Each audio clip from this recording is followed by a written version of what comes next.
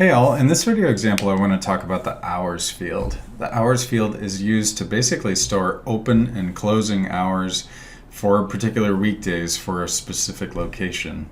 And before we dive into the interface builder aspect, I want to touch on the data side of this and show you a couple ways that hours data can be imported. There's basically two formats. One is what we call our compact format, which can be seen here. So basically it's the 3-letter day of the week, followed by the pipe character, followed by a range of time. So this is in a 24-hour time format, so 900 hours to 1700 hours. And that represents the hours for one day, and those are displayed in or contained in curly brackets. And so that compact format allows an entire week's worth of hours to be packed into a single field. Now, that's a little difficult to work with if you're typing that stuff into a data file, and so we also support a more traditional layout: Monday hours, Tuesday hours, Wednesday hours, and so forth. And in this example, it's a range that includes a start time and an end time, again in a 24-hour clock. And the other item to mention is closed is always represented just by the letter C. And so in this example, we can see that this location is open 9 to 5, Monday through Friday, and then closed on Saturday and Sunday. And back in the compact format, you can see that this is similarly represented, where the time is represented as C. And so now that we've got an idea of how this data would be imported, I've got a sample account here set up.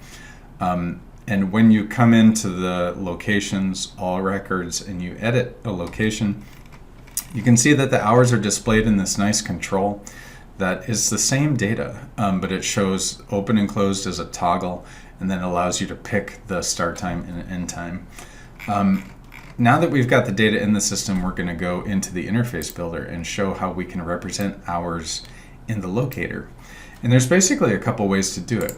We can display the hours, and we can display the location status, and then we can also display the hours for today, and I'll cover what each one of those means. The first thing we're going to do is clean out a couple sample fields we've added here, and I will add the hours field. And so I'm going to click add field, and I'm going to choose hours from the list, and we'll see that the default display will be included, and that shows a table-based display. This is obviously maybe a little bit too tall for the results card, but it's actually pretty good for the details card.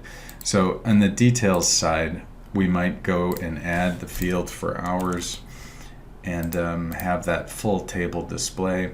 I'm going to drag it to the bottom of the list, and that we'll leave that right there. I think that's a good display. But in the list, that's probably a little bit too big, and so we'll expand the hours options, and we'll look at a couple of the templates that are available. So there's hours, there's status, and this refers to the location's current status. So is it open now, is it closing soon, or is it closed? So right now, most of these locations are open now. It's 9:30 here in Milwaukee, Wisconsin. And so maybe I want to leave that there, and I can add the hours again if I want to display other representations of the hours. So now it'll show it twice. So it'll say open now, and now we've got the hours table out here. And maybe I want to display the another representation of the hours. So let's pull in the hours today. So this is a representation of the location's hours now, and it says it's open now, it's open today from 9 a.m. to 5 p.m.